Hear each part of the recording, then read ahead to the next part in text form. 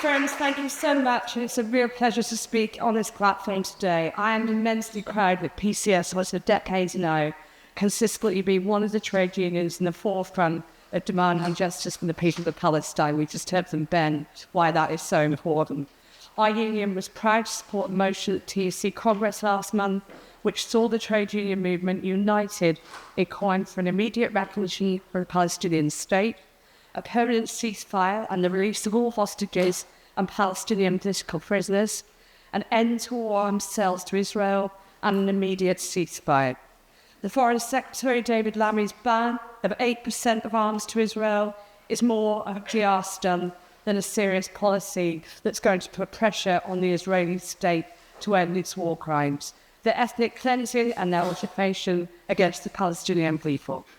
Likewise, the 4 secular organisations operating in the West Bank, sanctioned by David Lammy. We know those organisations and those illegal settlements are backed to the hilt by the Netanyahu government and the IDF. The sanctions should be on Israel to stop the settlement building, stop the terrorism, and to dismantle those illegal settlements. But let's also be clear, even that partial restriction on arms sales and even those inadequate sanctions would not be happening if it wasn't for the pressure put on this government by our campaigning, our protesting, and our lobbying of MPs. And it should encourage us that our campaigning has an effect, and the lessons that we should draw from that is to redouble our efforts. This global campaign is having an effect. In recent weeks, the governments of Ireland, France, and Spain have all called for all arms sales to Israel to stop.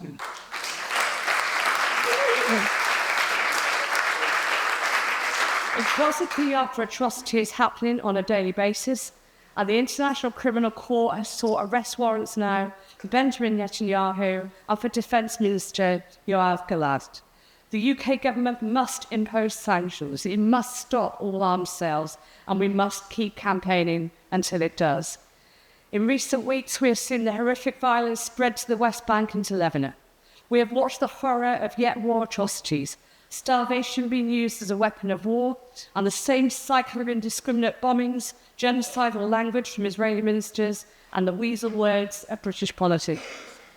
Surely, when Starmer and Lammy say they respect the international law and the international court, that means, at the very least, they should be suspending all arms sales. There is no moral or legal case not to. Indeed, look at the double standards.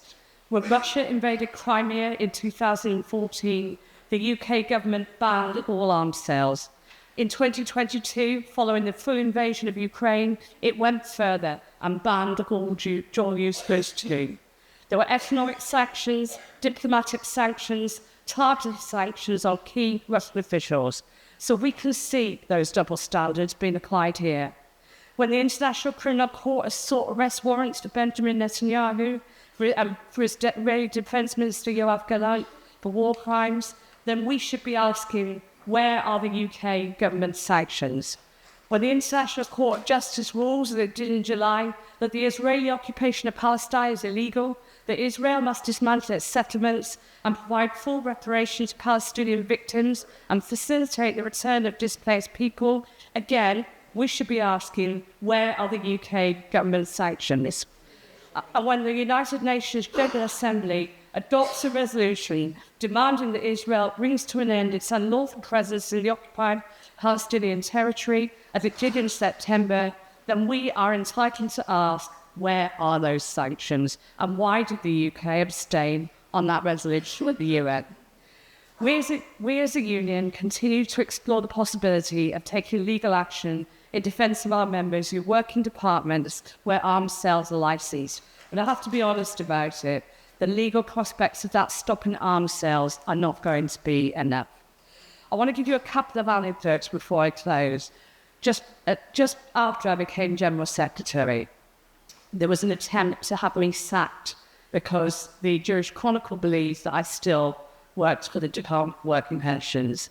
And as an employee of the Department of Work and Pensions, wrote to them suggesting I had broken the Civil Service Code and should be sacked because I had spoken out in support of Palestine.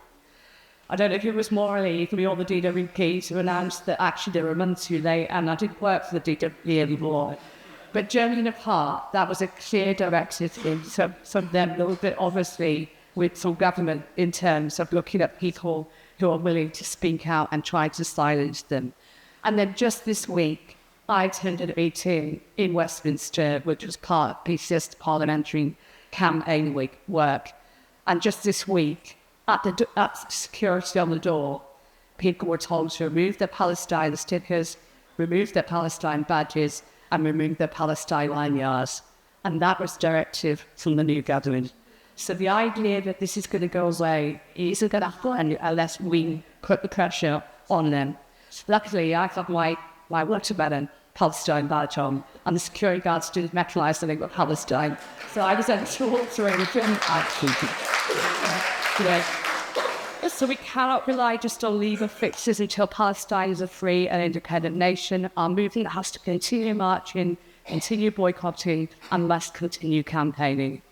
PCS, the union I lead, proudly supports the marches organised by the Palestine Solidarity Campaign, and I'll be speaking at the demo later today. We'll continue to be a part of that movement, peace and justice, until Palestine is free. We cannot be bystanders. We cannot walk by on the other side.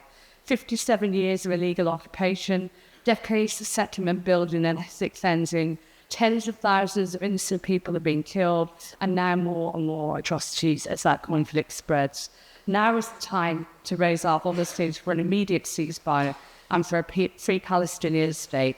Thank you so much for listening. Solidarity.